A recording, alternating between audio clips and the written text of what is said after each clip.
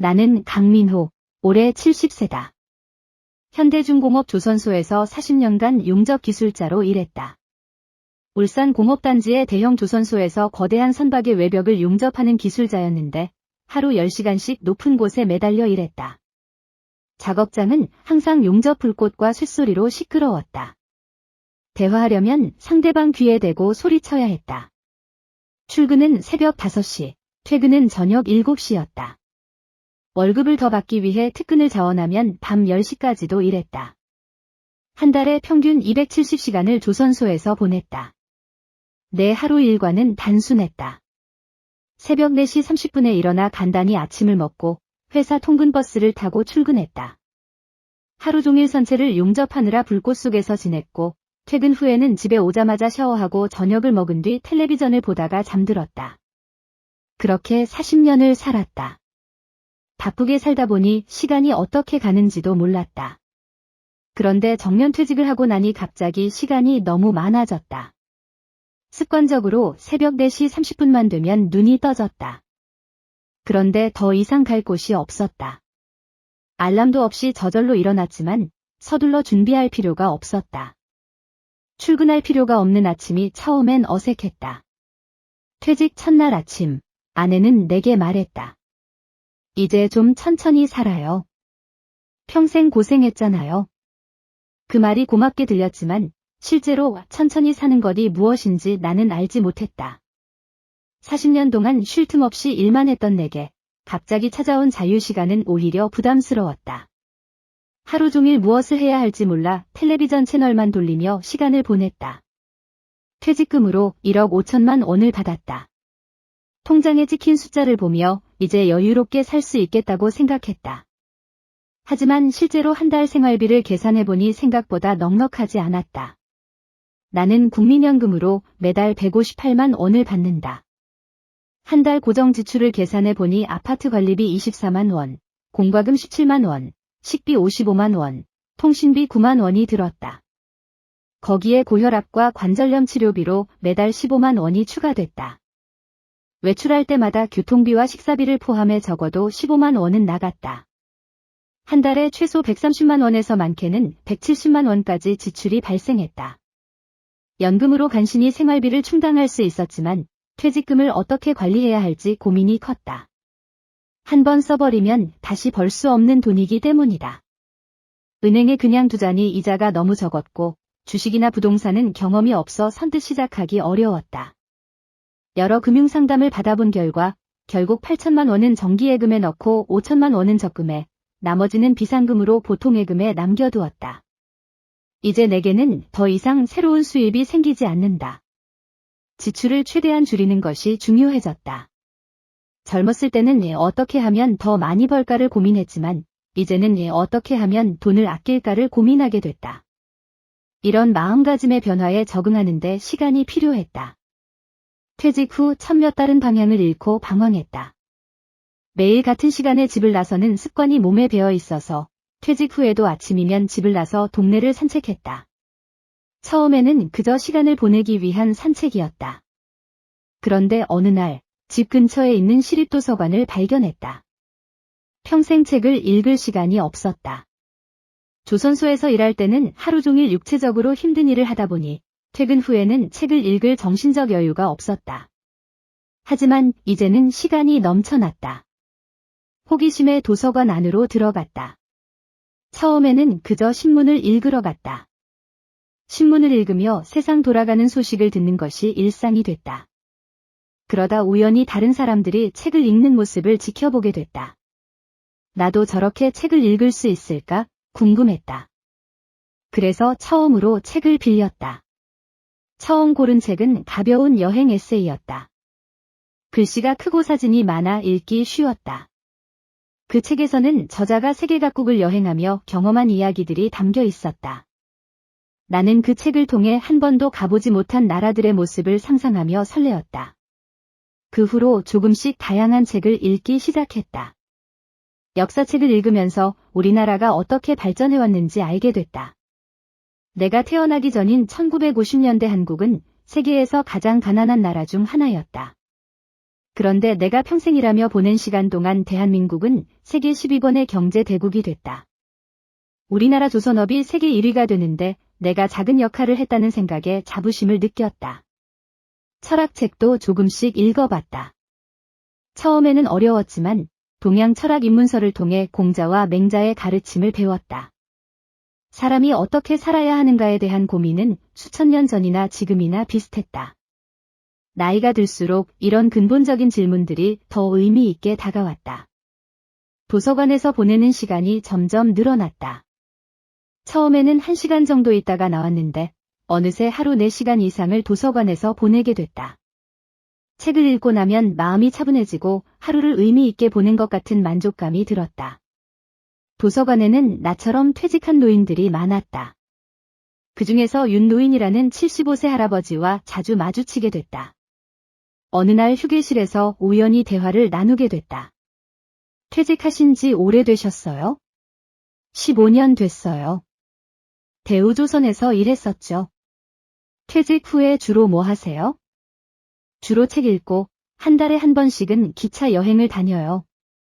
전국 방방곡곡을 돌아다니는 재미가 있어요. 윤노인은 혼자서 기차를 타고 여행 다니는 이야기를 들려줬다. 강릉에 가서 바다를 보고 경주에서 역사 유적을 둘러보고 전주에서 한옥마을을 구경했다는 이야기가 흥미로웠다. 혼자 다니시면 심심하지 않으세요? 아니요, 혼자여서 더 좋아요.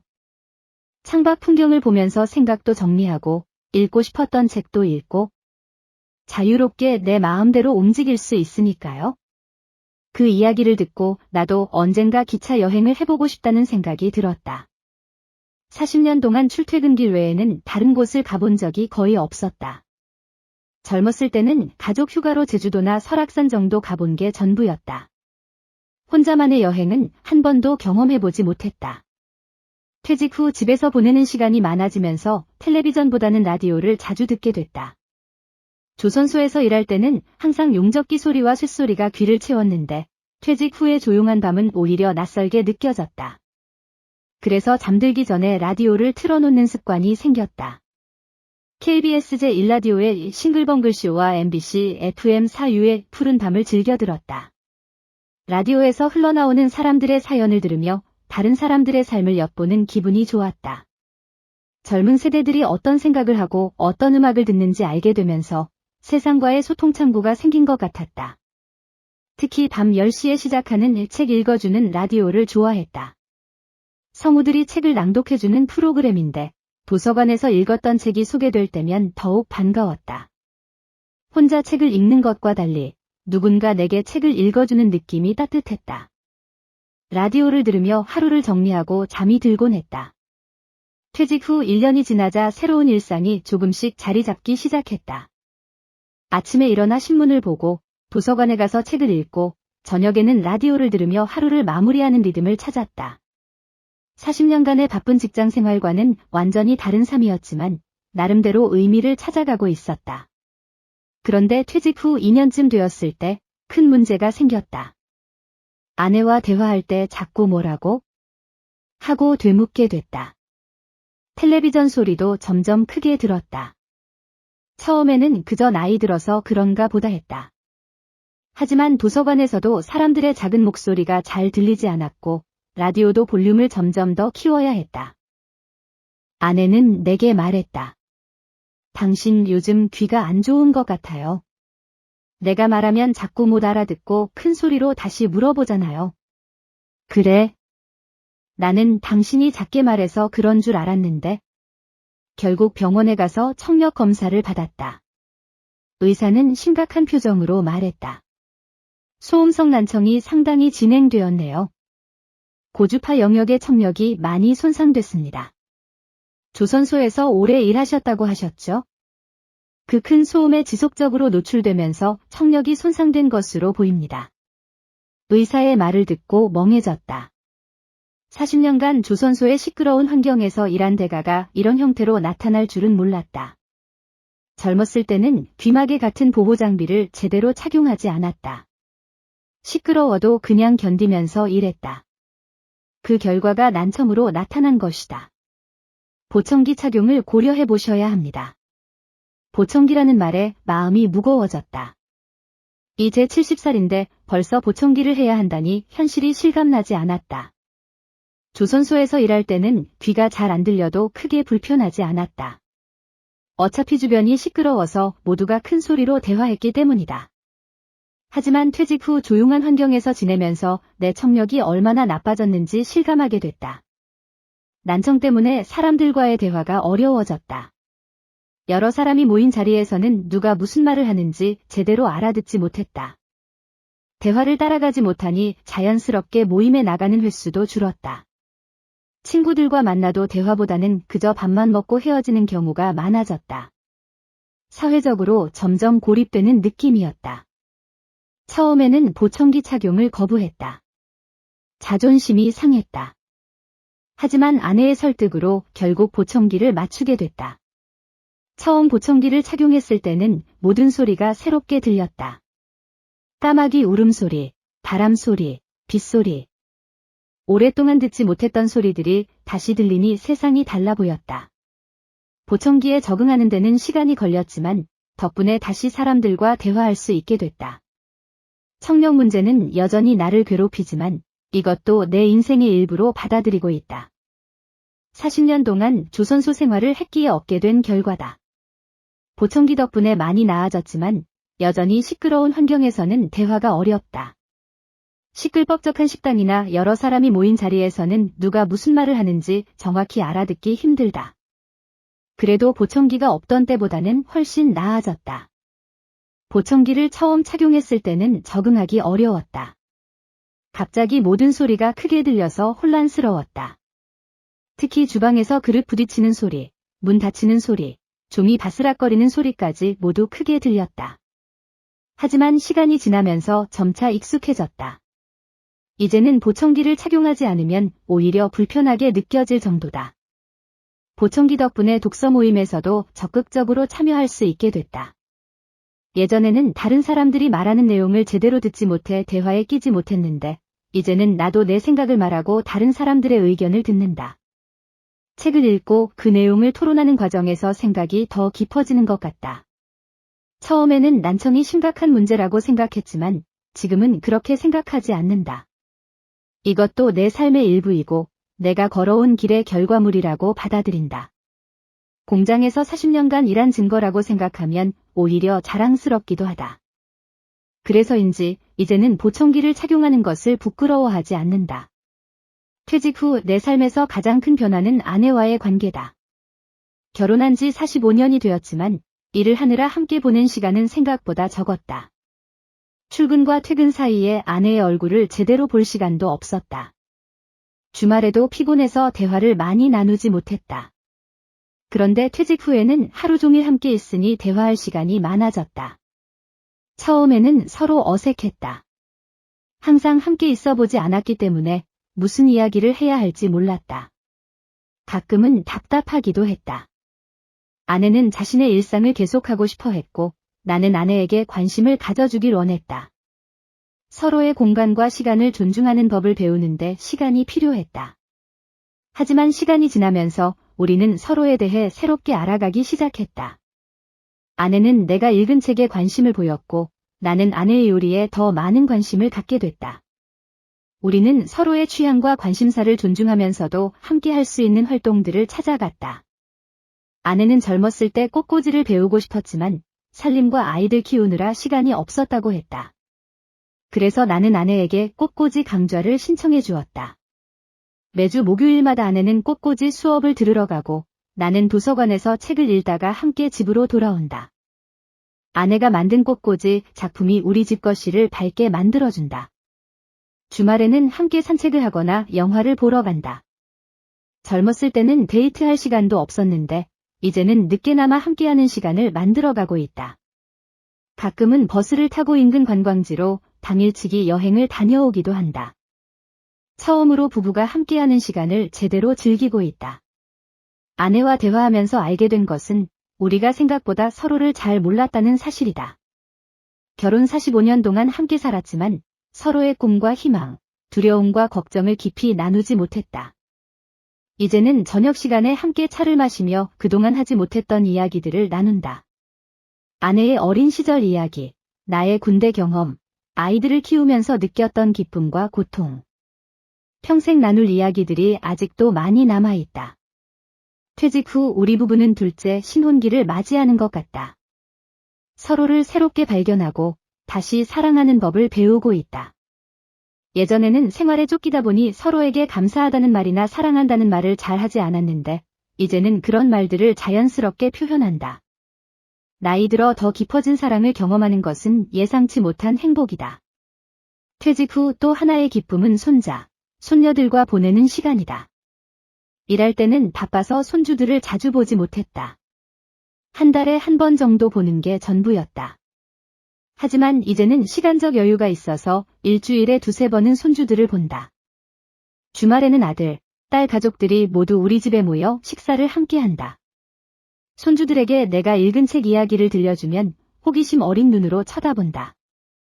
특히 역사책에서 읽은 이야기들을 들려주면 매우 관심 있게 듣는다. 초등학교 3학년인 손자는 내가 들려주는 독립운동가 이야기를 좋아한다. 손주들에게 이야기를 들려주는 시간이 내게는 가장 행복한 시간이다. 아들, 딸들은 내가 퇴직 후 더 활기차게 변했다고 말한다.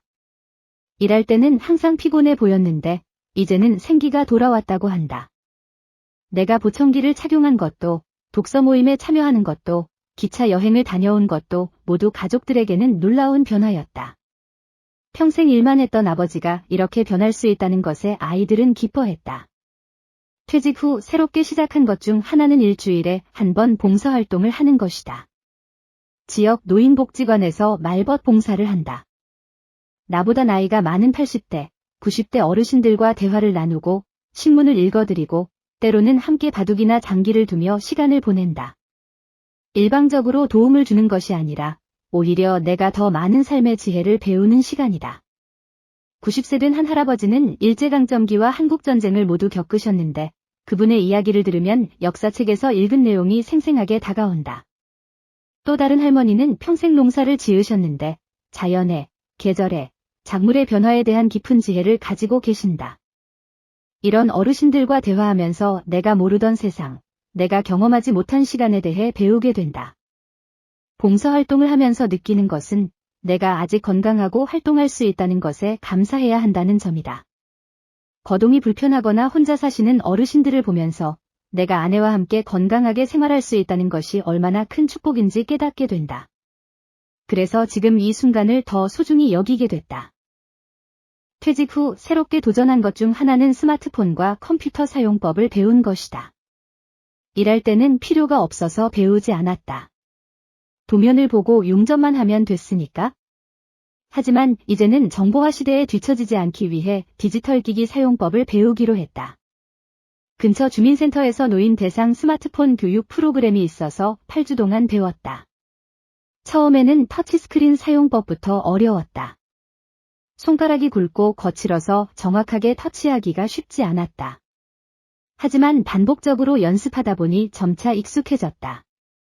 이제는 카카오톡으로 아들, 딸, 손주들과 메시지를 주고받고 유튜브로 다양한 동영상도 볼 수 있게 됐다. 특히 유튜브에서 여행 영상을 보는 것이 취미가 됐다. 내가 가보지 못한 세계 각국의 풍경을 영상으로나마 볼 수 있어서 좋다. 컴퓨터도 기초적인 수준에서 사용할 수 있게 됐다. 인터넷 검색을 통해 관심 있는 주제에 대한 정보를 찾고 이메일도 주고받을 수 있다. 디지털 기기를 사용하게 되면서 세상과의 소통 창구가 더 넓어진 것 같다. 젊은 세대들만의 것이라고 생각했던 디지털 세상에 나도 조금씩 발을 들이고 있다. 퇴직 후 4년이 지난 지금 나는 예전과는 완전히 다른 삶을 살고 있다. 이전의 삶이 일과 의무로 가득 찬 삶이었다면 지금의 삶은 배움과 여유, 관계로 채워진 삶이다. 물론 경제적인 걱정이 전혀 없는 것은 아니다. 물가는 계속 오르고 의료비 지출도 늘어나고 있다. 하지만 그런 걱정에도 불구하고 지금의 삶은 충분히 행복하다. 아침에 일어나 창밖으로 보이는 하늘과 나무를 바라보는 여유, 도서관에서 책을 읽으며 새로운 세계를 만나는 즐거움, 아내와 함께 산책하며 나누는 대화, 손주들과 함께하는 주말, 봉사활동을 통해 만나는 다양한 사람들. 이런 소소한 일상이 내 삶을 풍요롭게 만든다. 퇴직 전에는 퇴직 후에는 뭘 하지? 라는 두려움이 있었다. 40년 동안 한 가지 일만 해온 내게 그 일을 하지 않는 삶은 상상할 수 없었다. 하지만 지금은 오히려 하루가 너무 짧다고 느낀다. 하고 싶은 것, 배우고 싶은 것, 경험하고 싶은 것들이 너무 많다. 평생 일만 했던 내가 이렇게 다양한 관심사를 갖게 될 줄은 몰랐다. 내 인생의 이 막은 아직 진행 중이다. 앞으로도 새로운 도전과 경험을 계속하고 싶다. 내년에는 제주도 올레길을 걸어보려고 계획 중이다. 그동안 책으로만 읽었던 제주의 아름다운 자연을 직접 걸으며 느껴보고 싶다. 아내도 함께 가기로 했다. 우리 부부의 첫 장기 여행이 될 것이다. 또한 손주들과 함께하는 시간도 더 늘리고 싶다. 특히 손자에게 바둑을 가르쳐주고 싶다. 내가 젊었을 때는 바둑을 즐겨 두었는데 일이 바빠지면서 그만두었다. 이제는 손자와 함께 바둑을 두며 두뇌도 활성화하고 유대감도 쌓고 싶다. 건강관리도 더욱 신경 써야 한다. 나이가 들수록 건강의 중요성을 더 크게 느낀다. 현재 고혈압과 관절염이 있지만 꾸준한 운동과 약 복용으로 잘 관리하고 있다. 앞으로도 규칙적인 생활과 적절한 운동으로 건강을 유지하고 싶다. 건강해야 하고 싶은 것들을 다 할 수 있으니까. 퇴직 전에는 나의 정체성이 조선소 용접 기술자였다. 나는 그 일을 통해 나를 정의했고 그 일에서 보람과 자부심을 찾았다. 하지만 퇴직 후에는 나의 정체성이 더 다양해졌다. 나는 독서가이자 여행자이자 봉사자이자 남편이자 아버지이자 할아버지다. 다양한 역할과 관심사를 통해 나를 표현할 수 있게 됐다. 퇴직은 끝이 아니라 새로운 시작이었다. 40년 동안 한 우물만 파왔던 내게 이제는 더 넓은 세상을 경험할 기회가 주어졌다. 처음에는 두렵고 낯설었지만 조금씩 새로운 삶에 적응해가면서 나만의 리듬을 찾아가고 있다. 이제는 시간에 쫓기지 않고 내 속도로 살아간다. 하루하루를 더 의미 있게, 더 충실하게 보내려고 노력한다. 일할 때는 미래만 바라보며 살았는데 이제는 현재의 순간을 더 소중히 여기게 됐다. 지금 이 순간, 이 자리에서 느끼는 행복과 감사함이 더 중요해졌다. 인생은 끝날 때까지 배움의 연속이다.